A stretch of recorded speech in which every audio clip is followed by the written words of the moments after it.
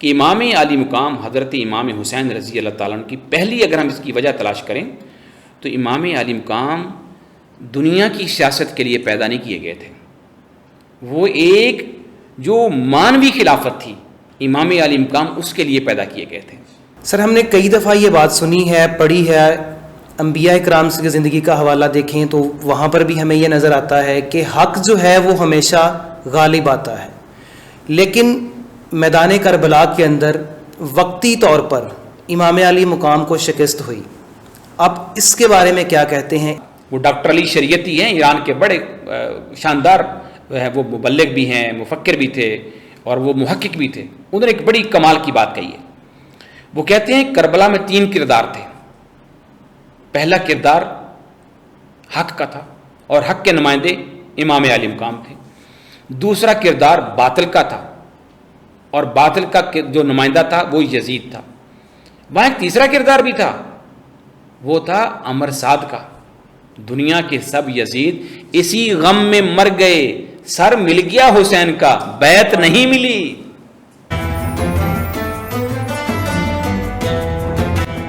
بسم اللہ الرحمن الرحیم. محترم ناظرین السلام علیکم. نورسی فورم سے میں ہوں آپ کا میزبان حسن نوید، ایک نئی ایپیسوڈ کے ساتھ آپ کی خدمت میں حاضر ہیں. ناظرین، سانحہ کربلا 10 محرم الحرام 61 ہجری بمطابق 9 یا 10 اکتوبر 680 عیسوی کو پیش آیا، جہاں مشہور عام تاریخ کے مطابق اموی خلیفہ یزید کی طرف سے بھیجی گئی فوج نے حضور اکرم حضرت محمد مصطفیٰ صلی اللہ علیہ وسلم کے نواسے امام علی مقام حضرت امام حسین ابن علی رضی اللہ تعالی عنہ کو شہید کیا.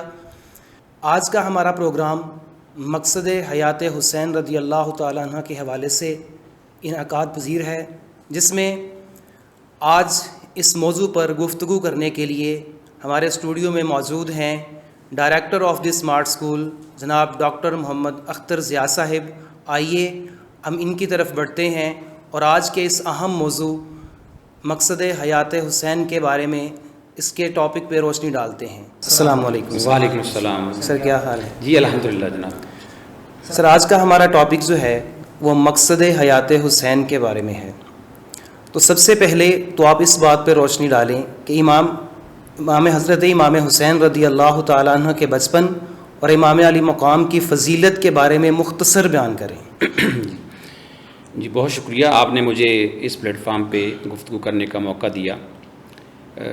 نبی صاحب، نو ڈاؤٹ جو واقع کربلا ہے یہ اسلامی تاریخ میں ایک ایسا سنگ میل ہے جہاں سے حق اور باطل کی راہیں جدا ہوتی ہیں. اگر ہم حضرت امام علی مقام رضی اللہ تعالیٰ عنہ کے بچپن کو اور ان کی فضائل کو دیکھتے ہیں تو آپ کو نبی پاک صلی اللہ علیہ وآلہ وسلم کی قربت جو ہے، جتنی قربت آپ کو بچپن میں آقا علیہ السلام کی حاصل رہی، آقا علیہ السلام آپ کو کہیں تو اپنے کندھوں پہ سوار کر رہے ہیں، کہیں آقا علیہ السلام نبی پاک صلی اللہ علیہ وسلم نے ایک گھوڑے کی شکل بن کے اپنی پشت کے اوپر سوار کر رہے ہیں، کہیں نبی پاک صلی اللہ علیہ وآلہ وسلم آپ کو کندھوں پہ بٹھا کے سیر کروا رہے ہیں. الغرض کوئی بھی موقع، کہیں آقا علیہ السلام مسجد نبوی شریف میں خطبہ ارشاد فرما رہے ہیں اور اس دوران اگر امام حسین رضی اللہ تعالیٰ عنہ گھر سے آ جاتے ہیں تو آقا علیہ السلام خطبہ چھوڑ کر آگے بڑھتے ہیں اور ان کو اٹھا کے اپنی گود میں بٹھا لیتے ہیں. تو ہم جتنے بھی گوشے امام علی مقام کے بچپن کے دیکھتے ہیں تو ہمیں نظر آتا ہے کہ آقا علیہ السلام امام علی مقام سے کتنا پیار کرتے تھے اور کتنا ان کو ویٹیج دیتے تھے. دوسری بات، یہاں تک تو ہو گیا ان سے پیار کرنا، لیکن ایک اور بات جو آقا علیہ السلام نے امام علی مقام کے بارے میں بیان فرما دی، الحسین منی و انا من الحسین، کہ حسین مجھ سے ہے اور میں حسین سے ہوں. نو ڈاؤٹ جو بچہ ہوتا ہے، نواسا ہوتا ہے، بیٹی کا بیٹا ہوتا ہے، وہ نانا جان کی طرف سے ہی ہوتا ہے، نانا کی ایک نسبت ہوتی ہے. لیکن اگر دیکھا جائے دوسری سائڈ سے کہ نانا کی طرف سے تو تعارف بنتا ہے، لیکن نواسے کی طرف سے تعارف کیا بنتا ہے؟ نواسے کی طرف سے، لیکن حضور نے وہ نسبت جو ہے کہیں امام حسین کو دے دی ہے، کہیں وہ نسبت اپنی طرف کر لی ہے کہ حسین مجھ سے ہے اور میں حسین سے ہوں. حسین مجھ سے ہے تو سمجھ آتی ہے، لیکن میں حسین سے ہوں یہ بڑی گہری بات ہے. گہری بات کس طرح ہے کہ آقا علیہ الصلوۃ والسلام در حقیقت یہاں مقصد حیات حسین متعین فرما رہے ہیں کہ ایک ٹائم ایسا آنا ہے کہ یہ میرا نواسہ، چونکہ اپنی زندگی میں ابھی آقا علیہ السلام کی عمر مبارک جو ہے اس میں دیکھیں امام علی مقام کی جو عمر مبارک ہے وہ 6 یا 7 سال ہے جب آقا علیہ السلام کا وصال ہو جاتا ہے. اور اسی دوران بچپن میں حضور فرما گئے ہیں الحسن والحسین سیدا شباب اہل الجنہ، کہ جو جنت کا ٹاپ کا گریڈ ہے وہ نبی پاک صلی اللہ علیہ وسلم وہ امام حسن اور حسین کو دے کے جا رہے ہیں. اٹ مینس کوئی اس کے درمیان میں ابھی بچپن میں تو کوئی ایسا کارنامہ امام حسن اور حسین نے ان کوئی کارنامہ نظر تو ابھی نہیں آ رہا تھا، لیکن نگاہ نبوت دیکھ رہی تھی کہ امام حسن نے آگے جا کے ایک کارنامہ ایسا دکھانا ہے کہ میری امت کو کسی بہت بڑی لڑائی اور جھگڑے سے بچانا ہے. اور وہ ہمیں نظر آتا ہے کہ جب حضرت امیر معاویہ کے ساتھ وہ ایک کلیش کی خلافت کے اوپر کلیش بنتا ہے تو انہوں نے صلح کر کے وہ تاریخی کارنامہ انجام دیا کہ جس میں امت جو ہے اس کو کچھ تو خون سے بچا لیا، خون ریزی سے بچا لیا. اور دوسری طرف اگر ہم دیکھتے ہیں حضرت امام علی مقام حضرت امام حسین رضی اللہ تعالیٰ عنہ کو، تو 6 سال کی عمر میں تو ابھی انہوں نے بھی کوئی کارنامہ سر انجام نہیں دیا تھا. تو اصل میں ان کے جتنے بھی کارنامے مستقبل میں رونما ہونے تھے ان پہ نگاہ نبوت تھی. نبی پاک صلی اللہ علیہ وسلم کی غیب بین نگاہیں دیکھ رہی تھیں کہ یہ میرے حسین نے، میرے نواسے نے آگے جا کے میرے دین کا تعارف بننا ہے، حق کا تعارف بننا ہے، حق اور سچ کی سربلندی جو ہے وہ میرے نواسے کے ساتھ میرے رب نے جوڑ دی ہے. لہٰذا اس لیے حسین و منی جو ہے اس کا فلسفہ یہاں سمجھ آتا ہے.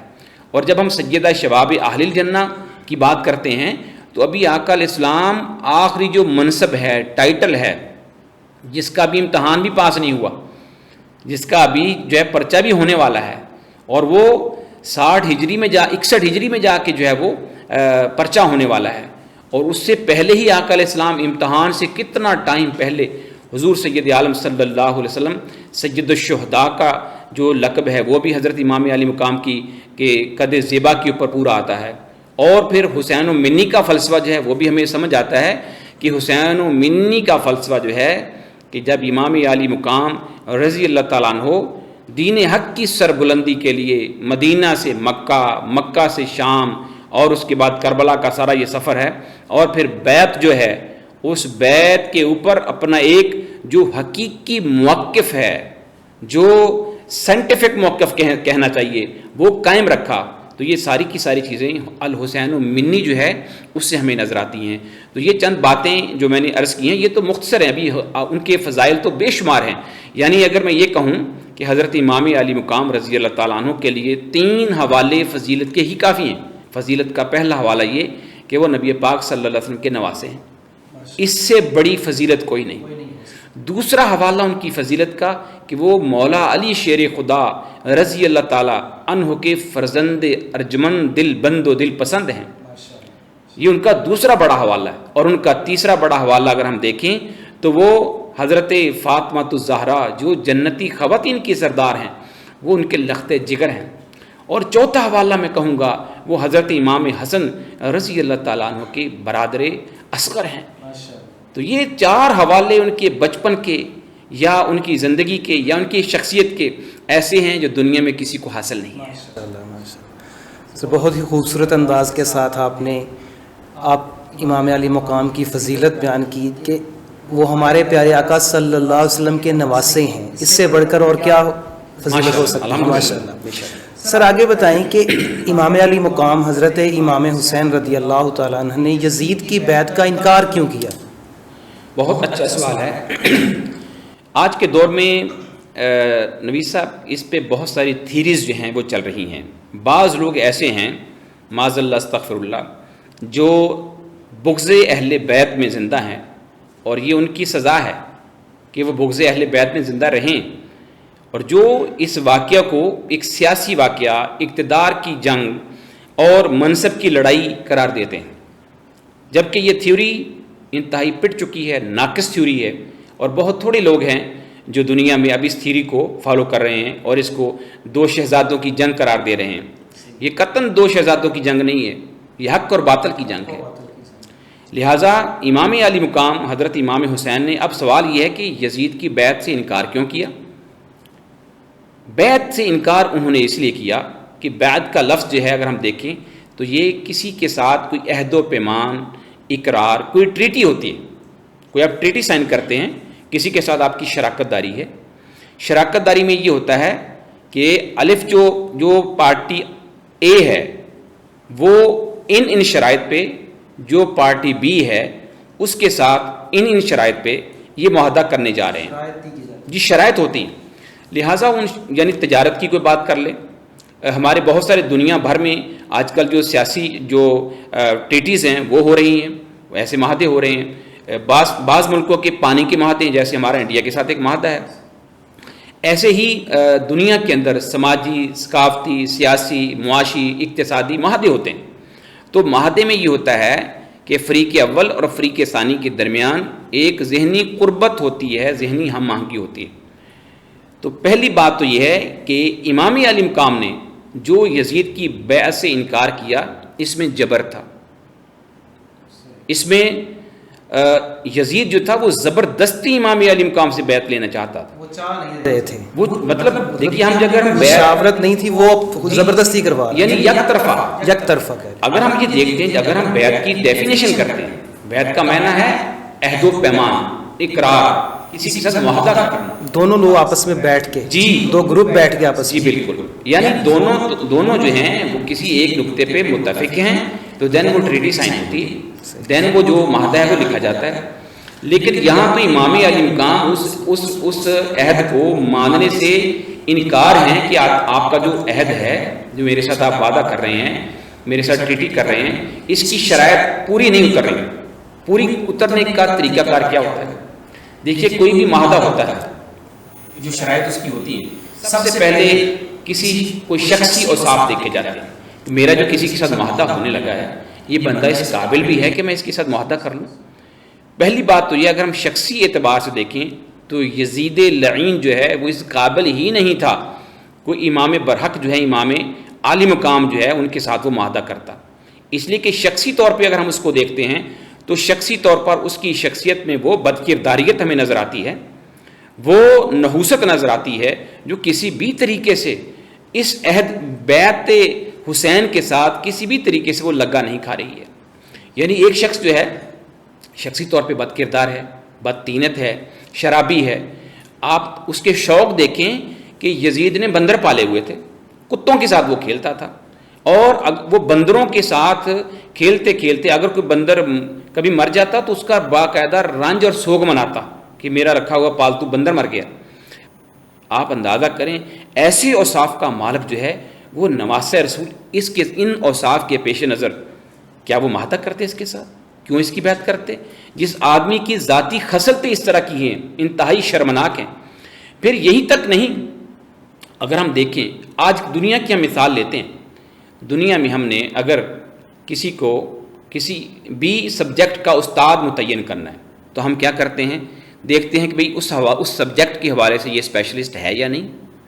اگر ہم نے آج ڈاکٹر کی بھرتی کرنی ہے تو ایک ایم کیٹ کا ٹیسٹ ہوتا ہے، ہم وہ ایم کیٹ کے ٹیسٹ سے گزرنے کے بعد بچے کو اس میں ابھی ایم بی بی ایس کی پہلی کلاس میں داخلہ ملتا ہے، پھر اس کے بعد ایک اس کی 4 سال 6 سال کا ایک پورا لمبا پیریڈ ہے جس میں وہ میڈیکل کی پوری ایجوکیشن حاصل کرتا ہے، دین پھر اس کے امتحانات آتے ہیں، پھر بھی اس کو پبلک کے سپرد نہیں کیا جاتا، دین پھر اس کی ایک ہاؤس جاب ہوتی ہے، وہ ہاؤس جاب سے گزرتا ہے، پھر جا کر کہیں وہ انسانوں کا علاج کرنے کے قابل ہوتا ہے۔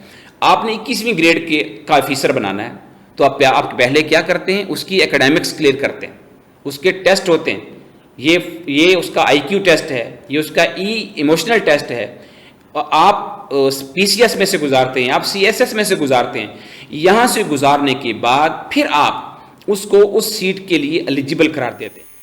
تو پہلے آپ اس کی ایکیڈیمکس دیکھتے ہیں، دین پھر آپ اس کی پریکٹسز دیکھتے ہیں، پھر جا کر آپ اس عہدے کے لیے اس کو فٹ قرار دے کر، یعنی فی زمانہ تو کسی بھی ریاست میں کسی بھی ملک میں پھر آپ اس عہدے کے لیے فٹ قرار دے کر آپ اعلان کر دیتے ہیں، ڈکلیئر کر دیتے ہیں، اس کا نوٹیفیکیشن جاری کر دیتے ہیں۔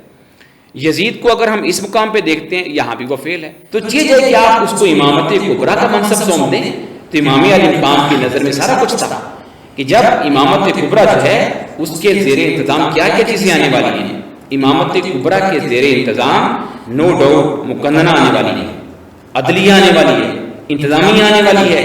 ایسے بدقماش انسان کو اگر اس سیٹ پہ بٹھا دیا جائے گا تو یہ شریعت کا کھلواڑ کر دے گا، یہ بندہ شریعت کا مذاق بنا دے گا، یہ بندہ جو مقننہ قانون ہے اس کو اپنے گھر کی باندھی بنا لے گا، اور ایسا یزید نے آگے جا کے کیا۔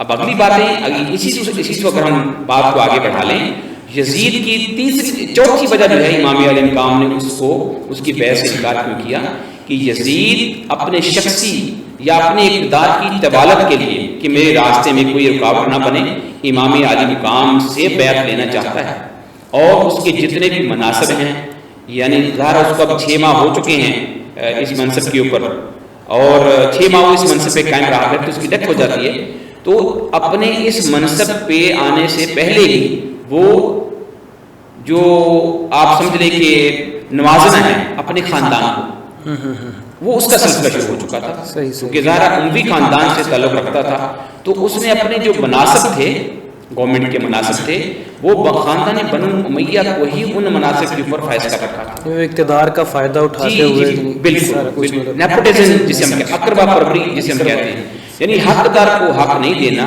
اور جو حقدار نہیں ہے نیپوٹزم کا شکار ہو کر ان لوگوں کو ان عہدوں کے اوپر فائز کرتا تھا۔ اب یہ وہ وجوہات ہیں، یعنی خزانے کو اگر ہم دیکھتے ہیں وہاں اس کا بے دریغ جو ہے یا ناانصافی پہ مبنی جو ہے اس کا استعمال ہو رہا ہے، تو یہ 4 سے 5 وجوہات بنتی ہیں جس کی بنیاد پر امام علی مقام حضرت امام حسین رضی اللہ تعالیٰ عنہ نے یزید کی بیعت کرنے سے انکار کر دیا۔ یعنی ان شارٹ سر ہم یہ کہہ سکتے ہیں کہ یزید کی شخصیت ہی اس قابل نہیں تھی کہ امام علی مقام اس کی بیعت کرے۔ جی بالکل ایسے، بالکل ایسے۔ سر ہم نے کئی دفعہ یہ بات سنی ہے، پڑھی ہے، انبیاء کرام کی زندگی کا حوالہ دیکھیں تو وہاں پر بھی ہمیں یہ نظر آتا ہے کہ حق جو ہے وہ ہمیشہ غالب آتا ہے، لیکن میدان کربلا کے اندر وقتی طور پر امام علی مقام کو شکست ہوئی۔ اب اس کے بارے میں کیا کہتے ہیں، اس پر ذرا روشنی جی بڑا اچھا سوال ہے اس زمانہ، کیونکہ اگر ہم اپنے بچوں کو ہسٹری پڑھاتے ہیں اور بچے جو ہوتے ہیں وہ ہیروز کی کہانیاں، اور بچہ اپنا ہیرو جو ہے اس کو ہمیشہ زندہ دیکھنا چاہتا ہے اور اس کو فاتح دیکھنا چاہتا ہے، اس پوائنٹ آف ویو سے میں اس کا جواب دینا چاہوں گا۔ اگر ہم تاریخ کا مطالعہ کریں، نبی پاک صلی اللہ علیہ وسلم کی زندگی کا مطالعہ کریں، تو ہم دیکھتے ہیں کہ جنگ بدر جو ہے اس میں حضور صلی اللہ علیہ وسلم کو فتح نصیب ہوتی ہے۔ جنگ جو احد ہے اس میں ہم دیکھتے ہیں بظاہر ایک موقع پہ آ کے نبی پاک صلی اللہ علیہ وسلم اور صحابہ کرام کو شکست ہو جاتی ہے، کیونکہ وہاں انہوں نے آقا علیہ الصلوۃ والسلام کی صرف ایک بات نہیں مانی تو شکست ہو گئی۔ اچھا ایسے اگر ہم صلح حدیبیہ دیکھتے ہیں، صلح حدیبیہ میں بعض ٹریٹیز ایسی تھیں جو صحابہ کرام کو پسند نہیں تھیں، وقتی طور پہ لگ ایسے رہا تھا جیسے مسلمان جو ہیں وہ شکست کھا گئے، اور معاہدہ یہ ہو رہا ہے مکے کے پاس پہنچے ہوئے ہیں، اور آگے سے مشرکین مکہ جو ہے یہ شرط لگا رہے ہیں جی مسلمان اس دفعہ حج اور عمرہ کیے بغیر ہی واپس چلے جائیں اور اگلے سال آئیں۔ اب بعض صحابہ کرام پریشان ہو گئے، یا رسول اللہ صلی اللہ علیہ وسلم آپ حق پر نہیں ہیں؟ آقا علیہ السلام نے فرمایا میں حق پر ہوں۔ تو یا رسول اللہ کیا ہم اتنی اب ہمارے اندر طاقت نہیں ہے کہ ہم بزور طاقت ہم اللہ کے گھر کا طواف کر لیں، عمرہ کر لیں، حج کر لیں، یہاں سے ایسے ہی خالی واپس جائیں گے؟ لیکن اللہ کے نبی صلی اللہ علیہ وسلم آگے سے فرما رہے ہیں صحابہ جو میں جانتا ہوں وہ تم نہیں جانتے، لہٰذا یہ ایک اسٹریٹجی ہے، یہ شکست نہیں ہے، یہ ایک اسٹریٹجی ہے۔ وہ اسٹریٹجی کے تحت ہم بیک سٹیپ پہ آ رہے ہیں، بیک سٹیپ پہ آ کے اللہ تبارک، اور یہ اللہ کی مشاورت سے ہو رہا ہے سارا کا سارا، جو میرے رب کی طرف سے وحی آ رہی، آقا علیہ السلام تو وحی کے پابند تھے۔ یہی سے ہم استشہاد کرتے ہوئے حضرت امام علی مقام حضرت امام حسین کی زندگی کا اگر مطالعہ کرتے ہیں، اس سے بھی پہلے اب ہم اگر پھر اسی جو صلح حدیبیہ کی ٹریٹی ہے اس کو دیکھتے ہیں تو اگلے ہی سال کیا ہوتا ہے؟ صلح حدیبیہ بظاہر تو سرنڈر نظر آ رہا ہے، لیکن اگلے ہی سال کیا ہوا؟ اس کے اثرات کیا نظر آئے کہ اگلے ہی سال جو ہے مکہ فتح ہو جاتا ہے، اور وہ جو صحابہ صرف ایک عمرے اور حج کے لیے ترس رہے ہیں، پروردگار عالم وہ وقتی سرنڈر کروایا اللہ تبارک و تعالیٰ نے، وقتی، لیکن اس کے پیچھے ایک تھا کہ تیاری کا مرحلہ تھا، اور اگلے سال سارے کا سارا مکہ جو ہے فتح کر کے حضور صلی اللہ علیہ وسلم کی گود میں ڈال دیا گیا۔ تو بظاہر ہم دیکھتے ہیں کہ بعض دفعہ وقتی طور پر ایک شکست نظر آ رہی ہوتی ہے، لیکن اس کے اثرات جو ہوتے ہیں وہ بڑے دیر پا ہوتے ہیں۔ ایسا ہی واقعہ کربلا ہے۔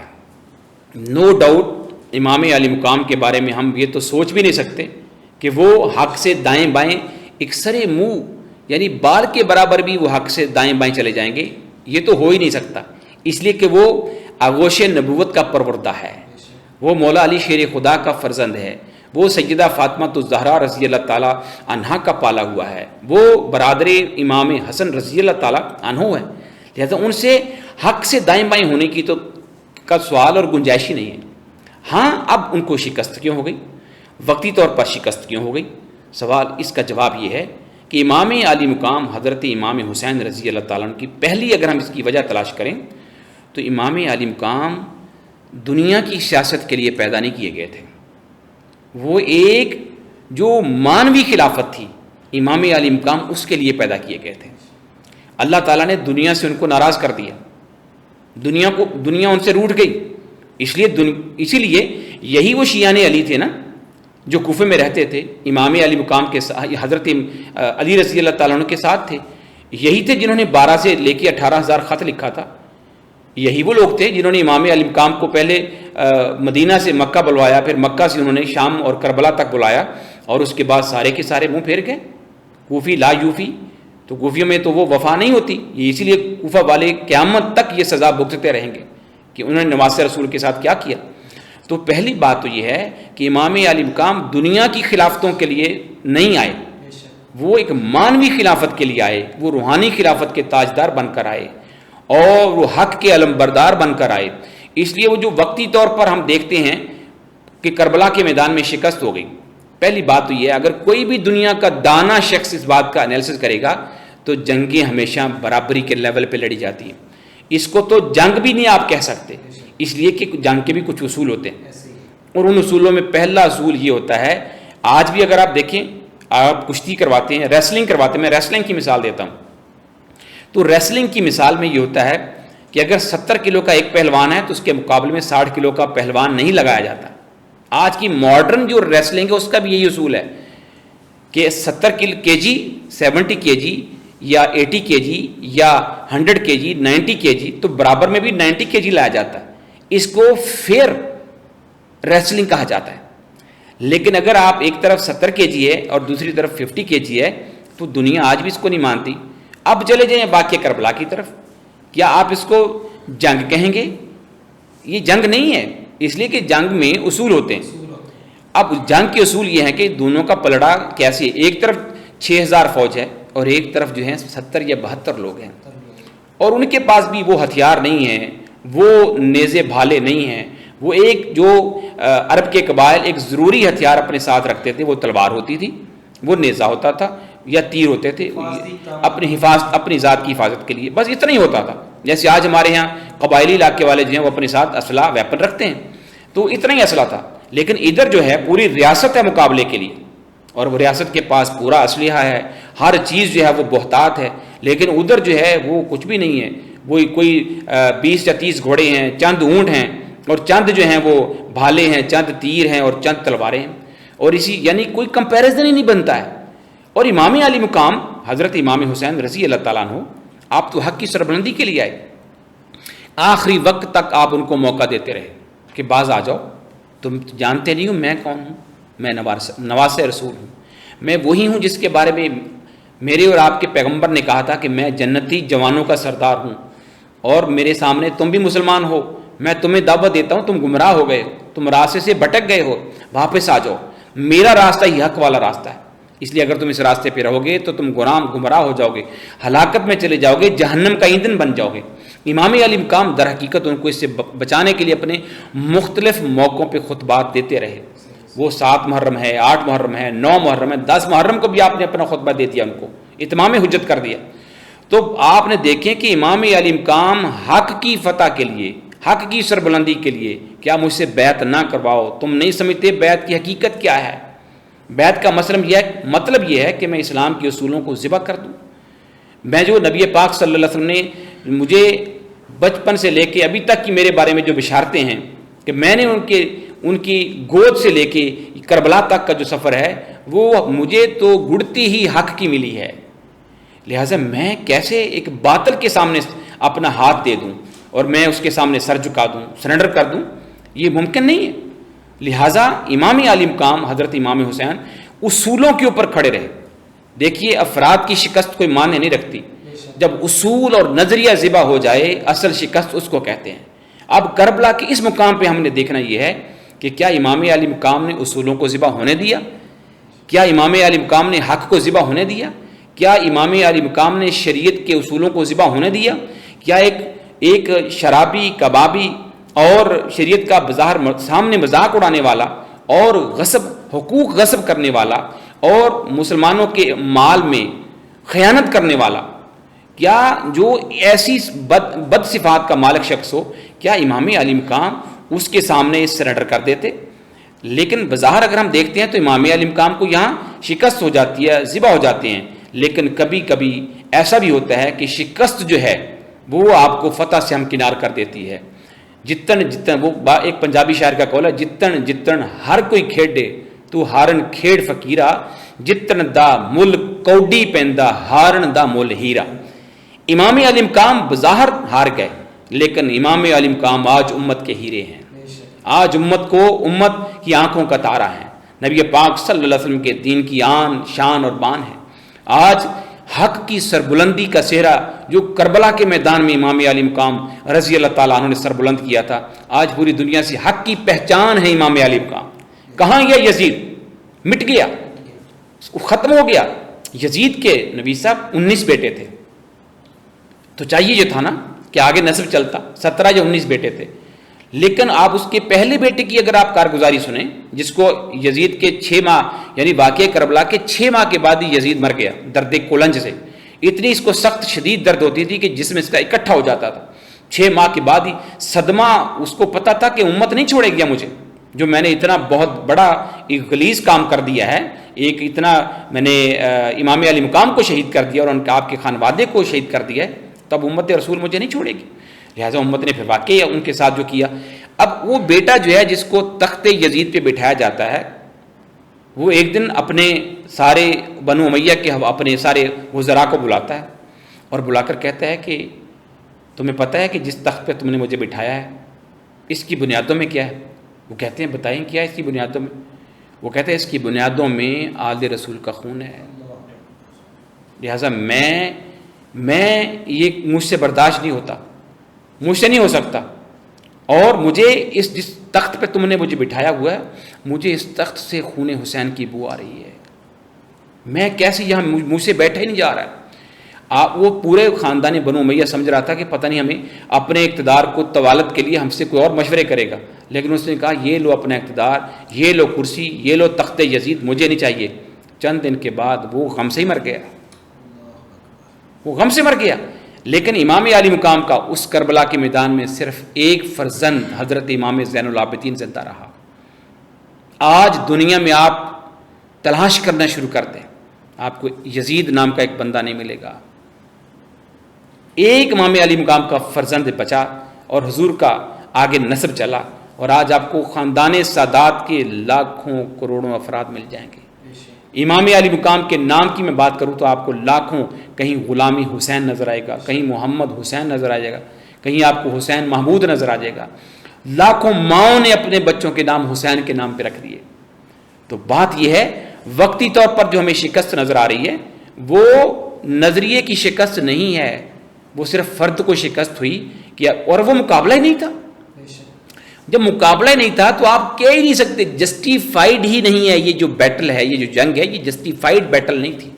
جسٹیفائیڈ جنگ اسے کہتے ہیں جس میں برابری ہو، کف ہو، ادھر بھی 60,000 فوج ہے، ادھر بھی 60,000، ادھر بھی 10,000 ہے، ادھر بھی 10,000 ہے۔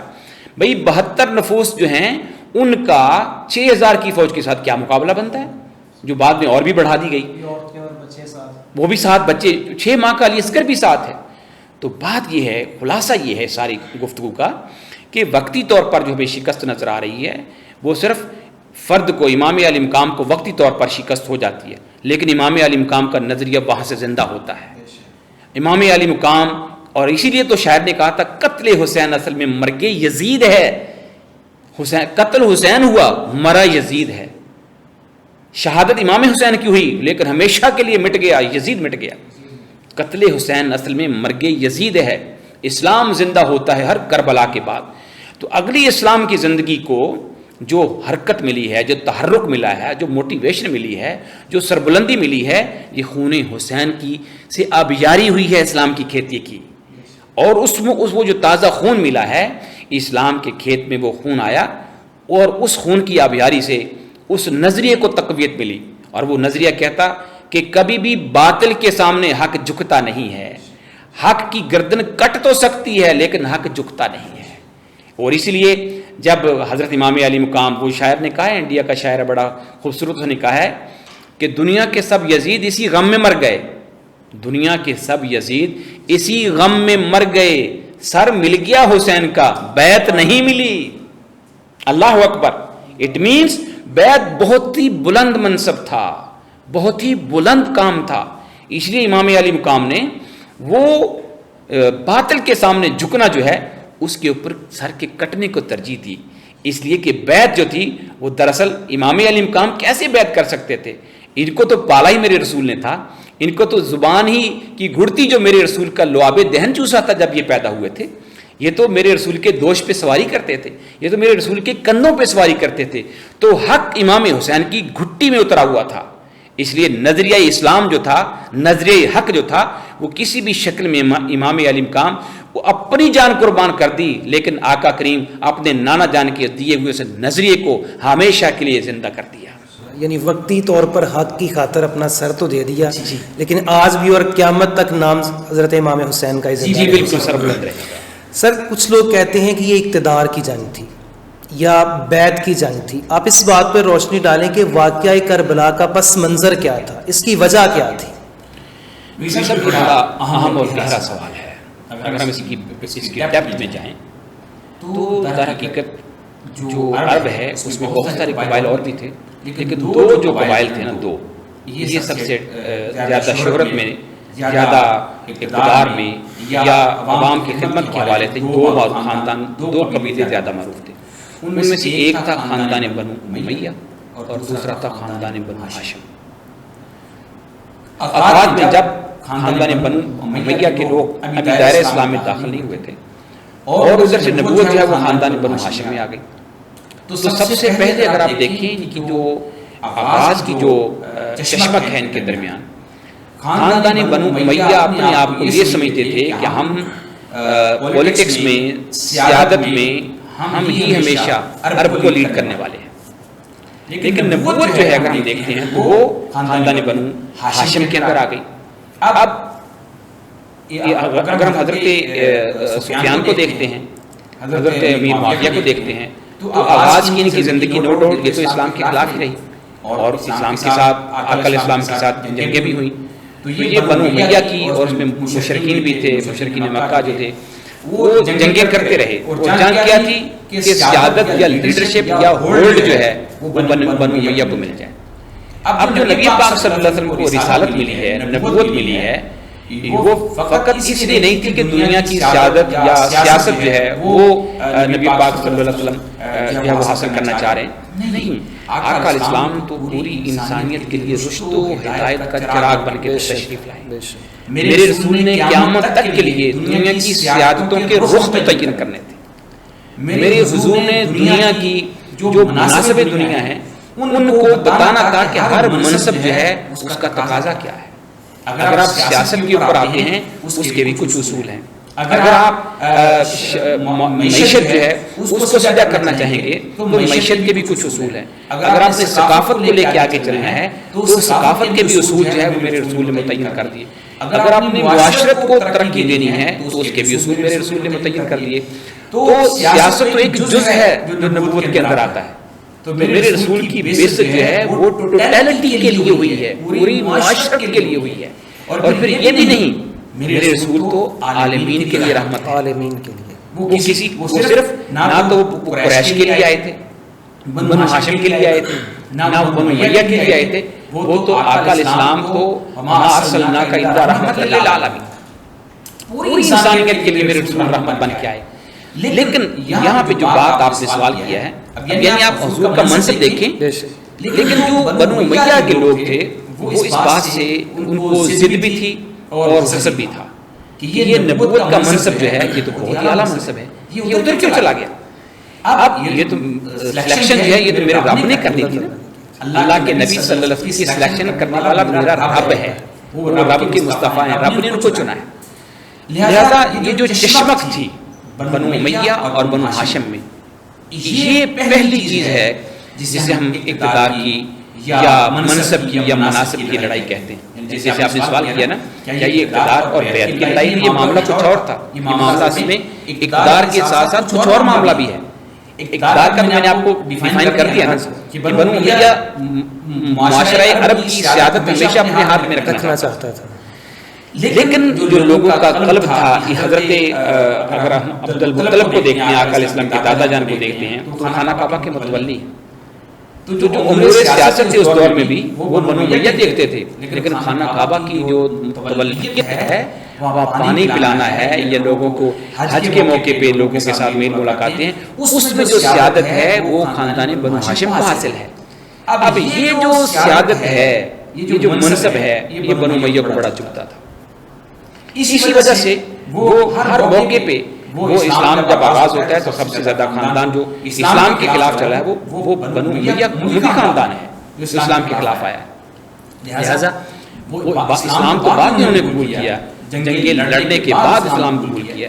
تو عرض میں یہ کر رہا تھا، تو پہلی بات تو یہ ہے کہ وہ اقتدار کے خواہاں تھے، اموی خاندان اقتدار کا خواہاں تھا، اس لیے وہ اسلام کے ساتھ جو ہے یا حضور علیہ السلام کے ساتھ جنگوں میں مشغول رہے۔ اب ہم جو بات کریں یزید اور امام علی مقام کی، تو یہاں پہ امام یزید کو تو پھر اقتدار کا نشہ درکار تھا، لیکن امام علی مقام یہاں اقتدار کے طالب نہیں تھے۔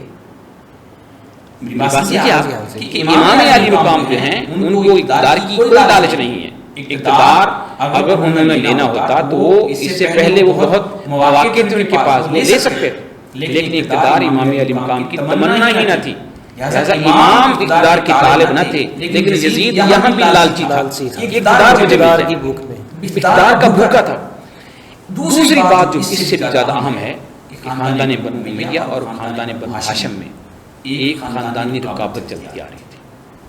وہ خاندانی جو رقابت ہے، جو خاندانی کشمکش ہے قبائل کی، وہ قبائل کی کشمکش خلافت راشدہ کے بعد وہ دوبارہ لوٹ آئی تھی۔ اگر آپ حضرت امیر معاویہ رضی اللہ تعالیٰ عنہ سے دیکھتے ہیں تو جب انہوں نے حضرت علی رضی اللہ تعالیٰ عنہ جو ہیں وہ خاندان قریش کے نمائندے ہیں، اور حضرت امیر معاویہ جو ہیں وہ خاندان بنو امیہ کے نمائندے ہیں، تو حق پر وہاں پہ مولا علی شیر خدا ہے۔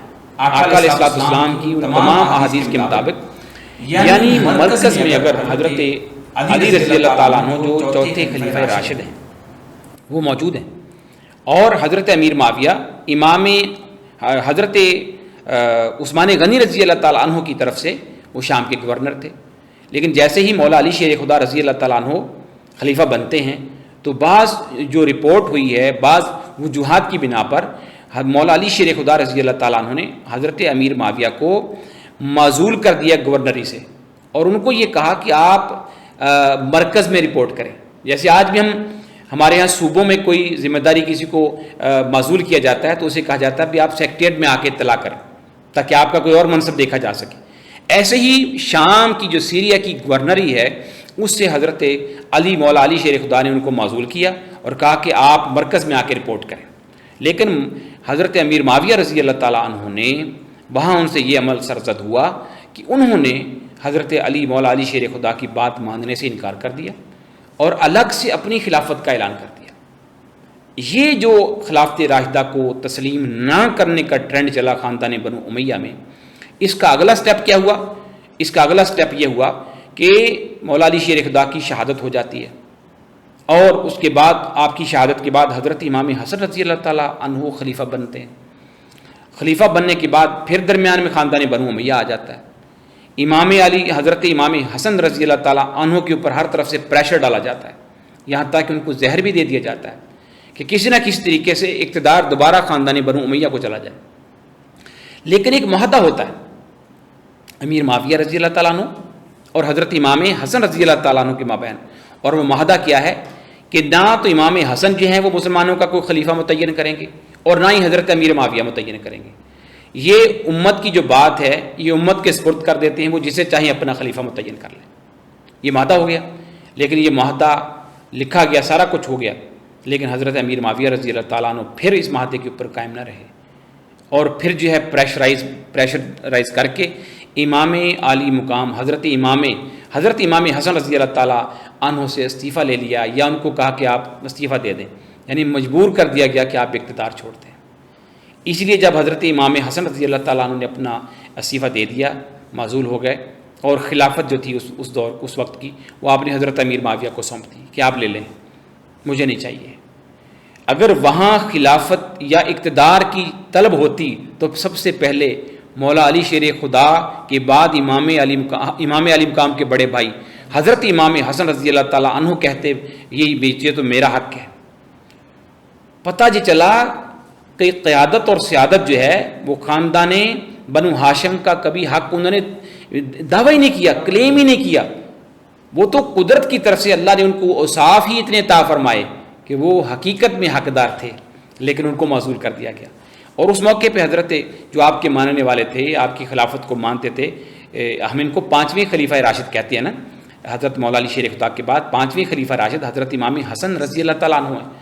تو جب لوگوں نے آ کر ان کو کہا کہ جی آپ نے خلافت جو ہے نا وہ بہت جلدی چھوڑ دی ہے، آپ نے کیوں استعفیٰ دے دیا ہے، تو آپ تیار ہوں، ہم آپ کے ساتھ آتے ہیں، دوبارہ ہم خلافت چھینتے ہیں.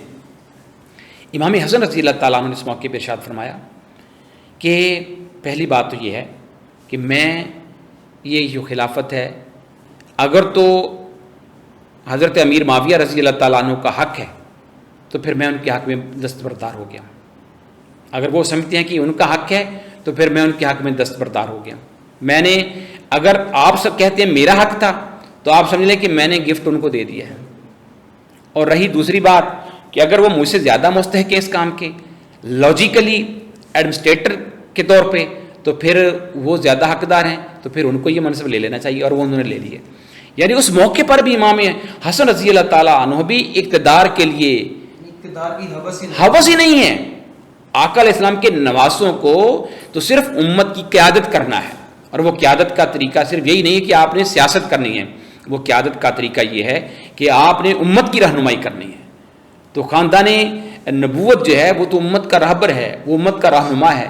اب دیکھیے آج بھی اگر ہم دیکھیں تو نبوت کی جو رہبری ہے وہ میرے نبی صلی اللہ علیہ وسلم نے کیا کہا تھا کہ لوگوں میں تمہارے درمیان 2 چیزیں چھوڑے جا رہا ہوں، ایک قرآن ہے اور ایک میری اطرت ہے. اگر تم ان کا ساتھ تھام لو گے، پکڑ لو گے، تم گمراہ نہیں ہوگے. تو آقا علیہ السلام نے بھی یہاں پہ صرف یہ نہیں کہا کہ سیاسی طور پر آپ نے خلیفہ بننا ہے، رہبری قیامت تک کے لیے میرے کریم آقا نے اہل بیت کے ساتھ جوڑ دی. آج بھی لاکھوں سادات ایسے ہیں جو امت کو معنوی طور پر رہبری عنایت ہو رہی ہے ان کے دہلیز سے. آج بھی ہم سارے سادات کرام کا ادب اور احترام اس لیے کرتے ہیں کہ میرے رسول صلی اللہ علیہ وسلم کا فرمان عالی شان ہے کہ معنوی سیادت اور قیادت جو ہے وہ قیامت تک جو وہ خاندان نبوت کے پاس ہی رہے گی. اور اسی لیے اگر ہم دیکھتے ولایت کو لے لیں تو امام علی مقام سے وقتی طور پر تو شکست ہو جاتی ہے، ہم دیکھ لیتے ہیں، لیکن وہاں سے جو امامت کا منصب اور لیڈرشپ، امام اصل میں لیڈر کو کہتے ہیں، عربی زبان میں لیڈر کو امام کہتے ہیں، امامت لیڈرشپ کو کہتے ہیں. تو آج بھی ہم اگر امام حسین کا لفظ ان کے لیے حضرت حسین نہیں بول رہے، امام حسین بول رہے ہیں کہ آج بھی وہ حق کی سربلندی کی لیڈرشپ کا نظریہ جو زندہ کیا تھا، آج بھی وہ جو قبا ہے، وہ جو مسند ہے، وہ امام علی مقام سے اس کا اجرا ہوا. لہٰذا جو آپ نے سوال کیا کہ خاندان نبوت کو کبھی بھی اس بات کی طلب نہیں تھی کہ اقتدار ان کے پاس آئے. یہ خاندان بنو امیہ جو تھا وہ ہمیشہ اس بات کا حریص رہا کہ اقتدار ان کے پاس رہے، اور یہ یزید کے اندر بھی کوٹ کوٹ کر یہ بات. اسی لیے امیر معاویہ رضی اللہ تعالیٰ عنہ نے اپنی زندگی میں ہی، حالانکہ ان کو پتہ تھا، اور بلکہ بعض صحابہ کرام نے اس وقت حضرت امیر معاویہ رضی اللہ تعالیٰ عنہ سے کہا بھی کہ آپ کا بیٹا اس اہل نہیں ہے، اس کے اندر یہ چیزیں پائی جا رہی ہیں. لیکن حضرت امیر معاویہ رضی اللہ تعالیٰ عنہ نے آگے سے اس بات کو اس انداز میں ٹیکل کیا یا ڈیل کیا کہ جب اس کے اوپر ذمہ داری پڑے گی تو یہ جو ہے وہ سیدھا ہو جائے گا۔ اچھا، اس موقع پہ 5 ایسی شخصیات موجود ہیں، 5 ان کے بارے میں اگر ہم دیکھیں 5 شخصیات کو، وہ یزید کے مقابلے میں ہیں، اور قیادت اور لیڈرشپ کی اصل حقدار وہ ہیں۔ وہ کون کون ہیں؟ اس میں حضرت عبداللہ بن زبیر ہیں جو حضرت ابوبکر صدیق رضی اللہ تعالیٰ عنہ کے نواسے ہیں، حضرت اسما کے بیٹے ہیں، وہ بہت ٹاپ کے لیڈر ہیں، صحابی رسول بھی ہیں۔ حضرت عبد الرحمن بن ابی بکر ہیں، حضرت عائشہ رضی اللہ تعالیٰ عنہ کے برادر، وہ موجود ہیں۔ حضرت عبداللہ ابن عباس، آپ کے چچا زاد، نبی پاک صلی اللہ علیہ وسلم کے چچا کے بیٹے، وہ اس وقت موجود۔ حضرت عبداللہ ابن عمر، حضرت عمر فاروق رضی اللہ تعالیٰ عنہ کے بیٹے، اور حضرت امام حسین رضی اللہ تعالیٰ عنہ۔ یہ 5 شخصیات اس وقت موجود ہیں، اور برابر میں کون ہے؟ یزید اللعین۔ کوئی مقابلہ ہے لیڈرشپ کا؟ اب کوئی کندھے پہ ڈال دے اس کے کہ نہیں بھئی اسی کو دینی ہے، تو پھر تاریخ اس بارے میں ہر ایک کو پتہ ہے کہ کہاں کیا ہوا ہے۔ اس لیے حضرت امام حسین رضی اللہ تعالیٰ عنہ، یعنی یہ 4 شخصیات ہیں، لیکن حضرت امیر معاویہ رضی اللہ تعالیٰ عنہ نے اپنے بیٹے کو یہ کہا تھا، باقی 4 کے بارے میں تو یہ کہا تھا کہ ان سے جبرن بیعت لو، جبرن ان کو متی بناؤ، اور کہا تھا اگر کہ ان میں سے کسی کو قتل بھی کرنا پڑ جائے تو قتل بھی کر دینا۔ یہ تاریخ بڑی پڑی ہے، تاریخ اسلام اٹھا کر دیکھ لیں۔ لیکن یہ نواس رسول حضرت امام حسین کی جب باری آئی تو کہا یہ اولاد رسول ہیں، ان کے ساتھ نرمی کرنا۔ یہ حضرت امیر معاویہ کی اگر ہم دیکھتے ہیں ہسٹری میں چیز موجود ہے کہ کہا تھا ان کے ساتھ نرمی کرنا۔ لیکن یزید جو تھا وہ تو اقتدار کے نشے میں دت تھا، اس کو اس کی پرواہ نہ رہی کہ میں کس کے ساتھ جنگ کر رہا ہوں، میں اپنے اقتدار کو طول دینے کے لیے کن کا خون بہا رہا ہوں۔ تو نویر صاحب یہ بڑی دردناک داستان ہے۔ تو یہ اب یہاں سے ہم نے اس کو اگر خلاصہ کرتے ہیں تو یہ اقتدار، یزید کو اقتدار کی تمنا تو تھی، وہ اقتدار اور بیعت کا اس کا سارا سلسلہ، اس کی حریصانہ پن آپ کو میں نے پورا ڈیٹیل میں بتا دیا۔ لیکن امام علی مقام رضی اللہ تعالیٰ عنہ جو ہیں وہ، اچھا ان کو یہ بھی نہیں ہے امام علی مقام کو کہ ان کو خاندان بنو امیہ سے کوئی مخاصمت ہے، نہیں، کیونکہ ان کا ٹائٹل ہی رہبر امت کا ہے، وہ امام امت ہیں۔ اس لیے امام اور رہبر جو ہے اس کے لیے سارے برابر ہیں، وہ سب کی رہبری کرتے ہیں۔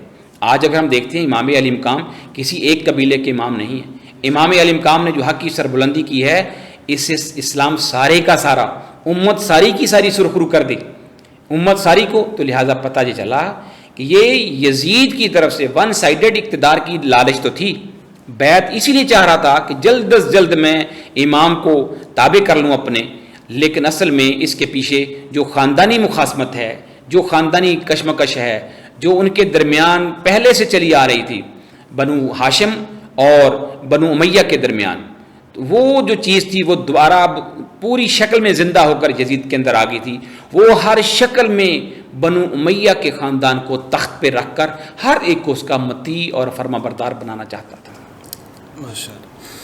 سر، واقعہ کربلا کے اثرات اسلامی تاریخ پہ کیا ہیں، اس پر روشنی ڈالیے گئے۔ جی، اگر ہم دیکھتے ہیں جیسے ہم نے اپنی پوری جو پچھلی گفتگو ہے جس میں ہم نے مقصد حیات حسین، چونکہ آج ہم اسی گفتگو کے بہت سارے جو پہلو ہیں ان پہ ڈسکس کر رہے ہیں، تو مقصد حیات حسین میں نے آپ کے جو 3-4 سوال ہیں اس میں ہم نے اس کو کور کرنے کی کوشش کی ہے کہ امام علی مقام کا مقصد حضور کی گود میں جب وہ کھیلتے تھے وہاں سے لے کے کربلا تک، تو ہم نے ایک پورا نقشہ اس کا کھینچنے کی کوشش کی ہے۔ اب ہم دیکھتے ہیں کہ ماں بعد کربلا، وہ تو میں نے کربلا تک اثرات آپ کو چیزیں بتائی ہیں، اب ہے واقعہ کربلا رونما ہو گیا، اس کے بعد جو تاریخ اسلام ہے، مسلمان ہیں، عالم اسلام ہے، اس کے اوپر شہادت امام حسین یا واقعہ کربلا جو ہے اس کے اثرات کیا مرتب ہوتے ہیں۔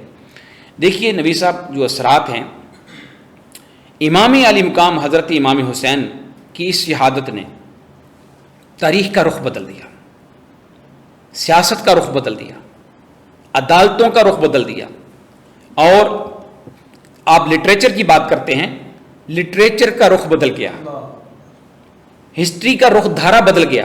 جو ہسٹری پہلے ایک سموتھ چلی آ رہی تھی، وہ ہر چیز جو ہے اب آپ دیکھیں وہ گھوم رہی ہے۔ اگر آپ حق اور سچ کی بات کرتے ہیں تو جہاں آپ حضرت نبی پاک صلی اللہ علیہ وسلم کی عدل اور انصاف کی بات کرتے ہیں، حق اور سچ کی بات کرتے ہیں، خلفائے راشدین کی حق اور سچ کی بات کرتے ہیں، وہاں ان کے بعد ڈائریکٹ آپ حضرت امام علی مقام کو کوٹ کرنے پہ مجبور ہیں کہ اب حق اور سچ کی تعریف جو ہے وہ امام علی مقام کے ذریعے سے ہو رہی ہے. حق و باطل کا جو آپ لفظ استعمال کرتے ہیں ادب کے اندر، تو اب حق کا نمائندہ جو امام علی مقام ہے، باطل قیامت تک، یہ اثرات ہیں کربلا کے. اب دیکھیں وہ جو پہلے آپ نے بات کی تھی کہ بظاہر تو شکست کھا گئے، لیکن بات یہ ہے کہ قیامت تک حق کا نمائندہ بن کر عزتوں کی جو خلط فاخرہ ہے وہ آج کس کے کندھوں پہ ہے؟ وہ فقط امام علی مقام پہ ہے. تو یہ اگر ہم دیکھیں یہ اس کی وہ اثرات ہیں. اب آپ دیکھتے ہیں عدالتوں کے اندر دیکھتے ہیں، عدل کی بات کرتے ہیں، انصاف کی بات کرتے ہیں، تو امام علی مقام حضرت امام حسین رضی اللہ تعالیٰ عنہ یہی کہہ رہے تھے کہ میرے ساتھ انصاف کرو، میرے ساتھ عدل کرو، لیکن وہ میدان کربلا میں عدل نہ کر سکے، انصاف نہ کر سکے. لیکن آج حق اور سچ کی بات، عدل کی بات جو ہے وہ امام علی مقام کے حوالے کے ساتھ ہو رہی ہے کہ بھئی آج حق اس طرح روشن ہو گیا جیسے امام علی مقام نے کربلا میں حق کو سربلند کر دیا، اور باطل ایسے ذلیل ہو گیا جیسے کربلا کے میدان میں یزید ذلیل ہو گیا. بظاہر تو فتح یاب ہوا، لیکن دیکھیے قیامت تک ذلت جو ہے وہ اس کے ہر دن میں یزید کے اوپر لعنت پڑ رہی ہے. اور تو اور اگر آپ کبھی شام میں چلے جائیں تو ایک بازار ہے، اسے مصفلہ کہتے ہیں، اس میں یزید کی قبر ہے اتنی چھوٹی سی. آج بھی اس قبر پہ لوگ غلاظت اور گندگی پھینک کے جاتے ہیں. یقین کریں اس پہ گندگی اور غلاظت روزانہ. ابھی بلدیہ نے اس ایریے کو اپنے قبضے میں لیا ہوا ہے اور روزانہ وہاں سے گند اٹھا کے باہر پھینکا جاتا ہے. آپ نے تو امام حسین کو شکست دے دی تھی، تو پھر یہ کیا ہوا؟ اور ادھر اسی جگہ پہ تھوڑے فاصلے پہ اگر آپ آ جاتے ہیں تو کربلا کا میدان ہے، وہ شام ہے، یہ عراق ہے. تو وہاں آ کر دیکھیں صبح و شام درودوں کے کجرے، سلاموں کے تحفے پیش کیے جا رہے ہیں. امام علی مقام پہ صبح و شام سلام پیش ہو رہا ہے. دور کہاں جائیں، میری اور آپ کی نماز جو ہے نبی صاحب، میں نماز میں درود پاک پڑھتا ہوں، آپ بھی پڑھتے ہیں. ہم اللہم صلی علی محمد وعلی آل محمد کہتے ہیں کہ نہیں کہتے؟ بدبختی تھی کربلا کی اس فوج کی کہ اب وہ بھی نماز پڑھتے تھے، اذانیں 3 دن تو ظاہر وہ بھی اذانیں دیتے تھے، ادھر امام علی مقام کے خیمے سے بھی اذانیں آتی تھی. اچھا وہ بھی درود پاک پڑھتے ہی ہوں گے نا، اللہم صلی علی محمد. کیسے وہ بدبخت تھے، کیسے ان کے دماغ ہی بند ہو گئے، ان کا شعور ہی ذبح ہو گیا، ان کو پتہ ہی نہ چلا کہ ہم یہ کیا بات کر رہے ہیں، کہ ہم درود کس پہ پڑھ رہے ہیں، ہم سلام کس پہ پڑھ رہے ہیں، اور ہم لڑائی کس سے کر رہے ہیں. ایسی عقل کے دروازے بند ہو گئے ان کے، وہ ونڈو بند ہو گئی جس میں کوئی تازہ ہوا آتی ہے. اس لیے درود بھی امام علی مقام پہ پڑھ رہے ہیں، آل رسول پہ پڑھ رہے ہیں، اور آل رسول کو ذبح بھی کر رہے ہیں.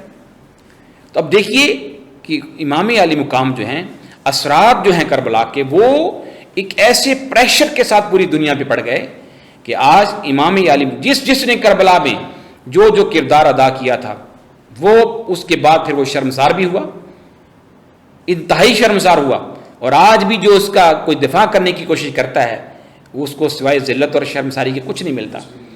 اس لیے کہ اگر آپ امام حسین رضی اللہ تعالیٰ عنہ کو نگیٹ کرنے کی کوشش کرتے ہیں تو اٹ مینز آپ حق کی نفی کر رہے ہیں، آپ در حقیقت باطل کا ساتھ دے رہے ہیں. یزید باطل کا نمائندہ. لہٰذا اگر ہم یہ دیکھتے ہیں کہ حضرت آج لاکھوں ماؤں نے اپنے بچوں کے نام حسین رکھ دیے، اس سے بڑا اثر اور کیا ہو سکتا ہے؟ یہ ہے اثرات کربلا، یہ ہے اثرات شہادت امام حسین، قیامت تک چلتا رہے گا. لہٰذا اگر ہم اس کو کنکلوڈ کرتے ہیں اثرات کربلا کو، تو اثرات کربلا آج اگر کسی بھی مقام پہ کوئی بھی بندہ حق اور سچ کے لیے کھڑا ہو جاتا ہے تو در حقیقت وہ روح حسین سے فیض لے رہا ہے، وہ امام علی مقام کی کربلا سے فیض لے رہا ہے. اگر اس میں سچ نہیں ہے، اگر اس میں حق کی جرت نہیں ہے تو وہ سمجھ لیں وہ، میں یہاں یہ بات کروں گا، وہ ڈاکٹر علی شریعتی ہیں، ایران کے بڑے شاندار وہ مبلغ بھی ہیں، مفکر بھی تھے اور وہ محقق بھی تھے. انہوں نے ایک بڑی کمال کی بات کہی ہے. وہ کہتے ہیں کربلا میں 3 کردار تھے. پہلا کردار حق کا تھا اور حق کے نمائندے امام علی مقام تھے. دوسرا کردار باطل کا تھا اور باطل کا جو نمائندہ تھا وہ یزید تھا. وہاں ایک تیسرا کردار بھی تھا، وہ تھا امر سعد کا. وہ امر سعد کا کردار ہے.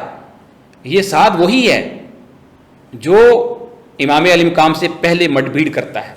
4000 کا لشکر جس کو ابن زیاد نے دے کر بھیجا ہے, جس نے کربلا کے میدان کے اندر ہی وہیں تک آپ کو روک دیا اور وہیں جنگ کی ہے.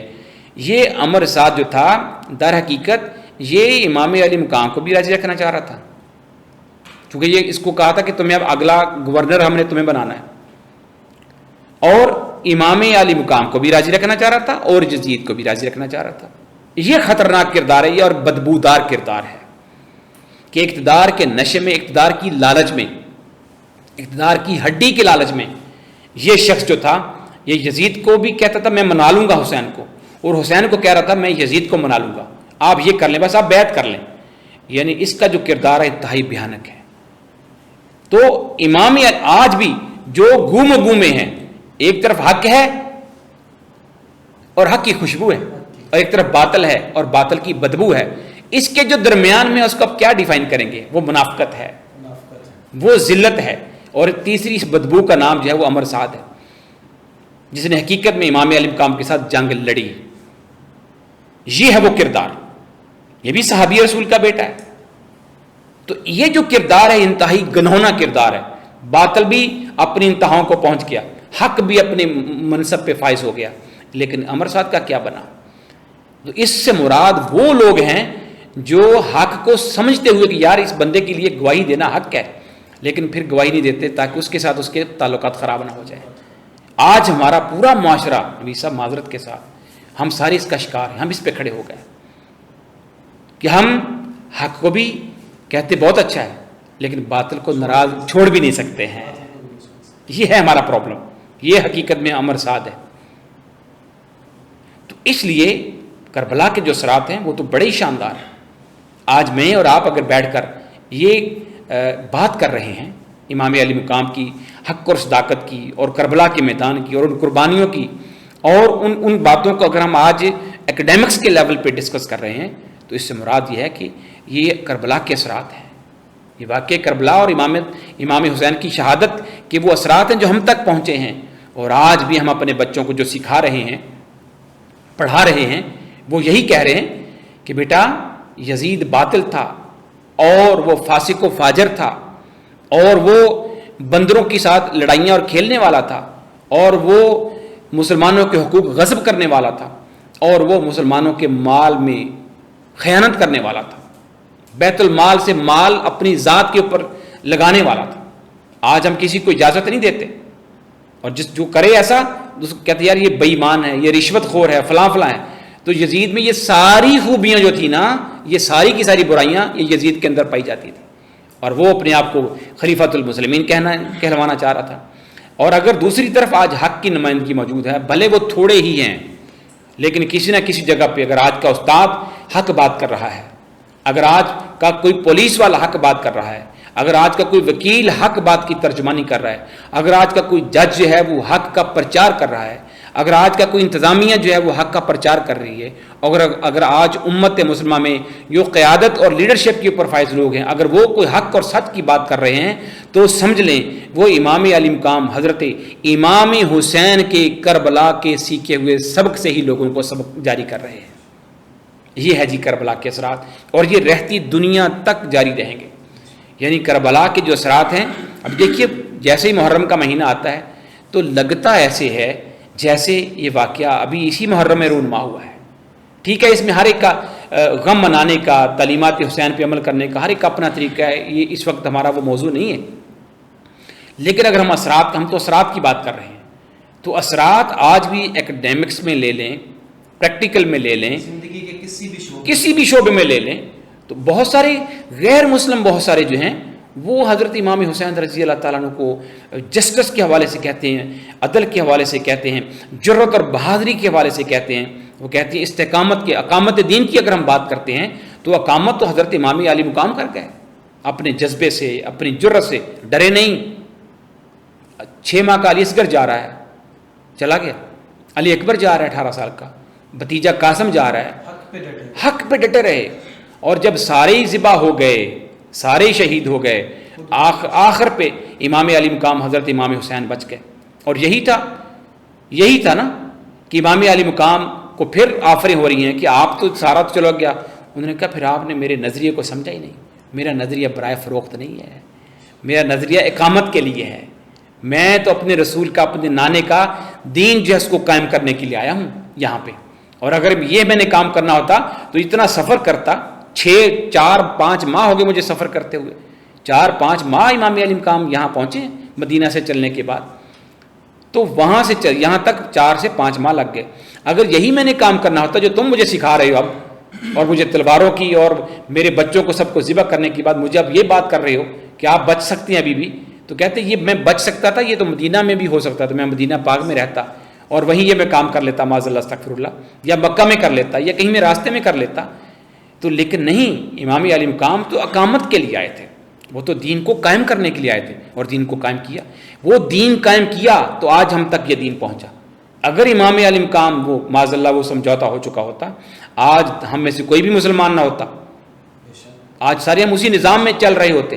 لہٰذا امام علی مقام نے جو کربلا کے اندر ہمیں سبق دیا اس کا اثر ہے کہ آج ہم امام علی مقام کے اس درس حریت کو, اس درس جرت کو اور اقامت دین کے اس سبق کو آج ہم آپس میں بیٹھ کے ڈسکس کر رہے ہیں اسٹوڈیو کے اندر, اور یہ پوری دنیا میں نشر ہو رہا ہے. اس لیے کربلا کے ساتھ ہیں وہ قیامت تک لافانی ہیں, اور قیامت کی صبح تک حسین حسین یا حسین ہوتی رہے گی. جی سر, بہت شکریہ آپ کا, میں آپ کا بہت مشکور ہوں کہ آپ نے بہت ہی مختصر وقت میں اور جامع انداز میں مقصد حیات حسین کے بارے میں گفتگو کی. محترم ناظرین, آپ نے آج کا یہ پروگرام مقصد حیات حسین ملاحظہ کیا, جس میں ہمارے آج کے عظیم اسکالر ڈاکٹر محمد اختر ضیاء صاحب نے حضرت امام حسین رضی اللہ تعالیٰ عنہ کے بچپن سے لے کر میدان کربلا تک تمام پہلوؤں پر روشنی ڈالی. امید ہے کہ آج کی یہ فکری نشست آپ کو پسند آئے گی اور سوچنے کے لیے کئی پہلو دے گی. اس کے ساتھ ہی اپنے میزبان حسن نوید کو اجازت دیجیے, پھر حاضر ہوں گے آپ کی خدمت میں ایک نئے پروگرام کے ساتھ. تب تک کے لیے اللہ حافظ.